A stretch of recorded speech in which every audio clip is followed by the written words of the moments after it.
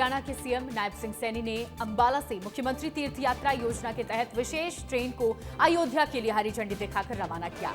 पहली ट्रेन में प्रदेश के 7 जिलों से करीब 700 बुजुर्ग श्रद्धालु शामिल रहे, जिनके लिए खान-पान और सुरक्षा के लिए विशेष इंतजाम किए गए। सीएम ने कहा कि यात्रा सिर्फ सफर नहीं बल्कि आध्यात्मिक परिवर्तन का माध्यम है। उन्होंने भविष्य में नांदेड़ साहिब के लिए और ट्रेन चलाने की घोषणा की है। साथ ही विपक्ष पर भी निशाना साधा और कहा कि लॉकडाउन को लेकर फैलाई जा रही अफवाहें पूरी तरह निराधार हैं, जबकि प्रधानमंत्री नरेंद्र मोदी के नेतृत्व में देश हर चुनौती का मजबूती से सामना कर रहा है।